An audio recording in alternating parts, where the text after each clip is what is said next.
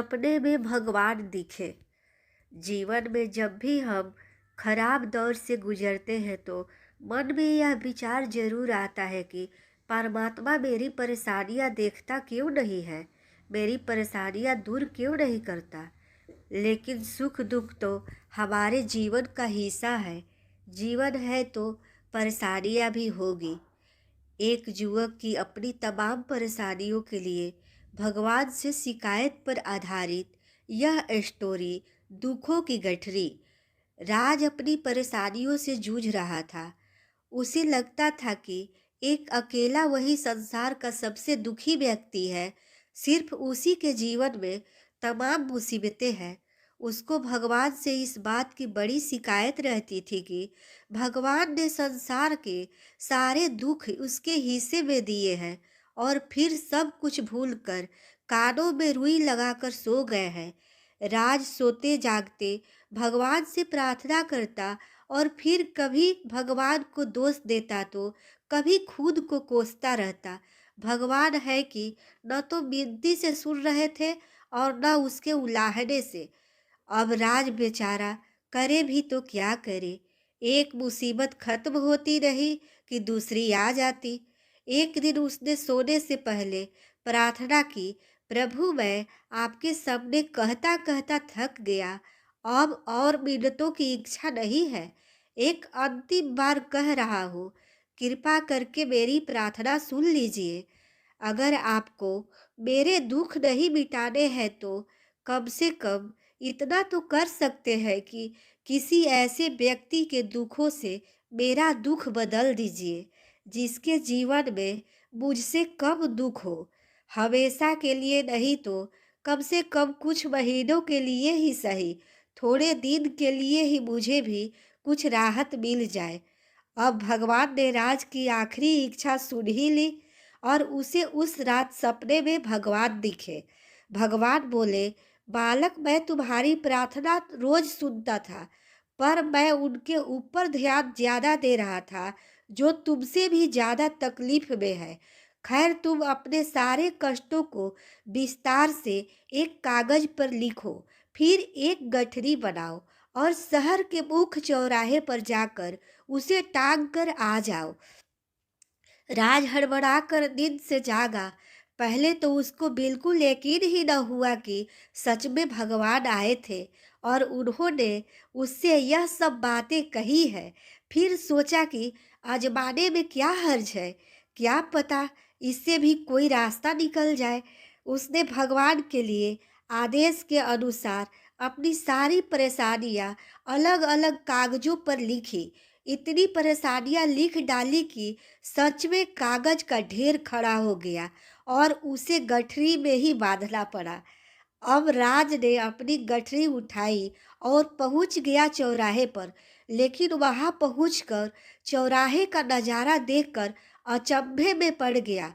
उसने देखा कि चौराहे पर तो पहले से ही लोगों की लंबी लाइन लगी हुई है जो उसी की तरह अपने अपने दुखों की बड़ी बड़ी गठरी लिए आ पहुँचे हैं। आखिर यह चक्कर क्या है? सब कुछ उसकी समझ से बाहर था। अभी वह इन विचारों में ही खोया था कि तभी एक आकाशवाणी हुई। उसमें सभी को अपनी गठरी को चौराहे पर लगी अलग अलग खूंटी में टांग देने का आदेश हुआ। वहां बेहिसाब खूंटियां पहले से ही बनी थी। सभी ने अपनी अपनी गठरी टांगी और फिर ईश्वर के अगले आदेश की प्रतीक्षा करने लगे।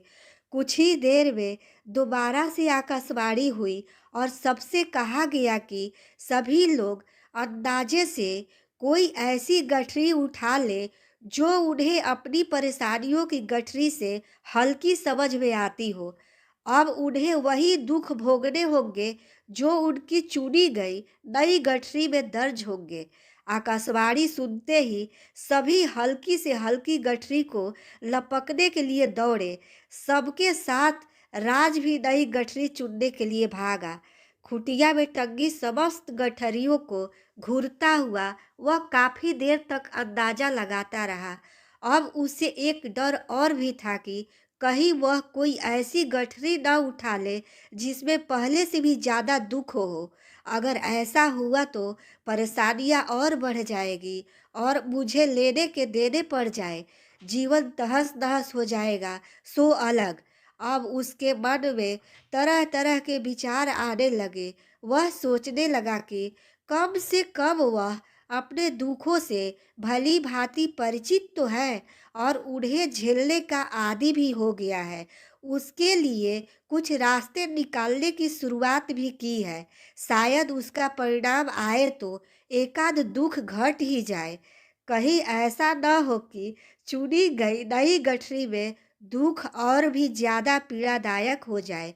ऐसे विचारों में खोया वह एक के बाद एक गठरी के सामने गुजरता, लेकिन तय नहीं कर पाया कि कौन सी गठरी चुनी जाए। उसे यह भी डर था कि कहीं कोई उसकी गठरी न उठा ले। इसी उड़ेबुन में फंसे राज ने आखिरकार अपनी गठरी ही उठा ली और चल पड़ा। उसने तय किया कि वह अब इन चुनौतियों का मुकाबले से पहले से ज़्यादा मजबूती से करेगा। धीरे धीरे राज को अपने ही दुख दूसरों से कम होते हुए महसूस हो रहे थे और उसके जैसे ही भाव वहाँ मौजूद हर व्यक्ति में आ रहे थे। सच में सबको अपना दुख ज़्यादा बड़ा और ज़्यादा पीड़ादायक लगता है कि वही संसार का सबसे दुखी प्राणी है। पर हमसे भी ज़्यादा न जाने कितने और दुखी हैं। कितने ही लोग ऐसे हैं जिन्हें दो वक्त का भोजन भी मुश्किल से नसीब होता है। कभी किसी की शानदार कोठी के आगे से गुजरते हुए यदि यह ख्याल बार बार आए कि जब किस्मत बट रही थी तो हम इस आदमी के पीछे क्यों रहा, अगर आगे रहता तो उसे भी ऐसा सुख और ऐश्वर्य मिल जाता। जिन लोगों के पास साहस और हौसला है वह आत्मविश्वास की नाव पर सवार होकर आसानी से जीवन की कठिनाइयों से सफलता प्राप्त कर लेते हैं। जरा ऐसे लोगों के बारे में सोचिए जो जीवन मृत्यु के बीच झूल रहे हैं। कम से कम आप किस्मत की लाइन में इनसे आगे तो थे।